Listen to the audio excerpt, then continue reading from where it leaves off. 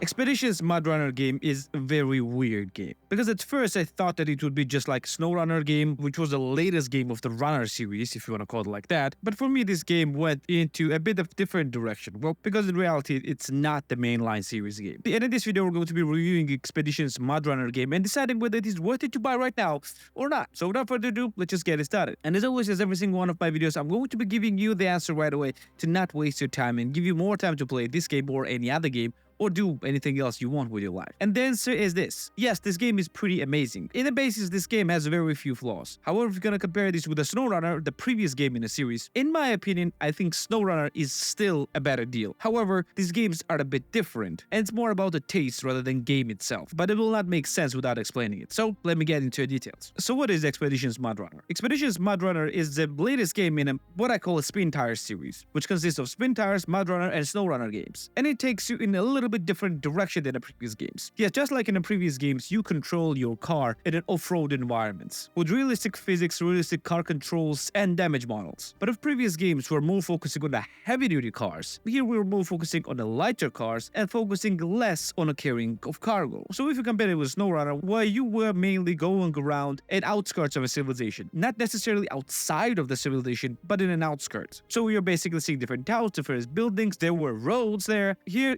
basically entire game takes you into the wilderness. And the main gameplay loop is focused, well, on expeditions, basically on scientific research using these off-road cars. And unlike Snowrunner, you're not focusing on carrying heavy-duty loads or anything of such sort. You are basically a scientist, and your goal is to get to different points on a map and conduct scientific experiments. And because the entire game takes part into wilderness, going around the large trucks here makes no sense. Yes, there are heavy cars in this game, but they're not nearly as heavy as it was in a Snowrunner game. And unlike Snowrunner, you kind of have a very distinct goals here as well. So the game is actually divided into 3 different areas. First is basically tutorial area, and other 2 are basically your main game areas. And the last 2 actually divided into a few different maps. Now gameplay wise, when you start a game, you choose different type of expedition, and based on different type of expedition, you have a different type of goals. And these goals will require different type of equipment, like metal detector, seismic detector, and a bunch of other smaller things. So you choose your expedition and you embarked on your goal. And unlike Snowrunner, it's very straightforward, very easy to understand where you need to go. You just go there and perform your duties,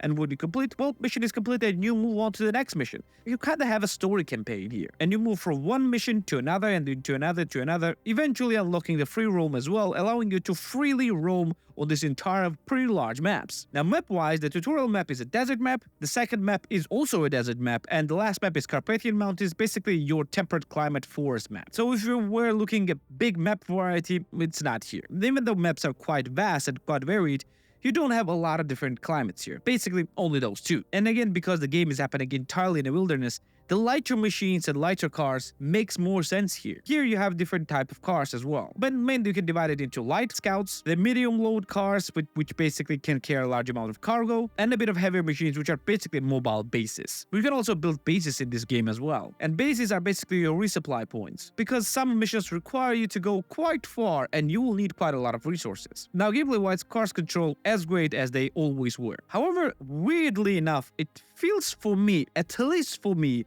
that cars were controlled better in Snowrunner. But to be fair, I could not really pinpoint why did I think like that. It just felt for me like that. And to be fair, in Snowrunner, cars felt heavy and floaty and were difficult to control. Well, here's sometimes cars feel very unresponsive. I'm not comparing this to GTA, but it felt kind of a little bit unresponsive for me, but maybe it's just because of me. What felt great was environment, and it was beautiful and amazing. Everything is pretty much interactable, and whenever you go to any place, you leave your mark, and when you get back there, it's still there, which feels amazing. Also, trees are much less rigid right now. They are actually elastic, allowing you to basically bend the branches to move forward without actually breaking them. And the environment in the world feels pretty great and amazing. Missions are varied enough, you have a bunch of different goals, and overall I actually pretty enjoyed the game. But there are some things that I need to tell. First, I did not like that there are only 2 maps. It felt kind of like restricting. Even though maps are actually quite large and each map contains different regions, it still felt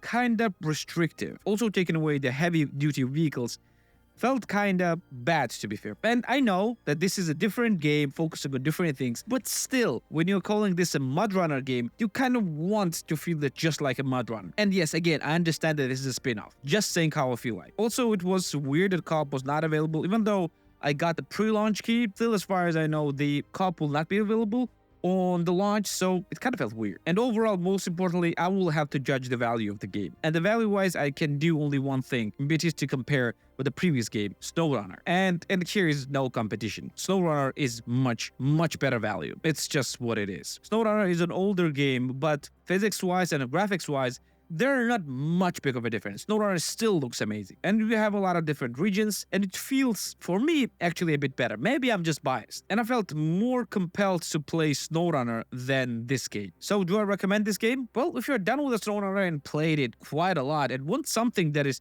much more casual-ish and much more different direction-ish, then yes, I would recommend this one. This is not a bad game at all. This is very good game. But if you still haven't played Snowrunner, I would suggest you to go with that first. Unfortunately, many will not like this opinion, but that's just how I feel. Again, I'm not telling that this is a bad game. This is a very good game. But at launch, at the moment, Snowrunner is a better deal. And yeah, if you haven't watched my Snowrunner review, you can watch it right here. Or if you want the list of best PC games, you can watch it right here. Oh yeah, and don't forget to subscribe as well. I'm gonna see you in the next one. Take care.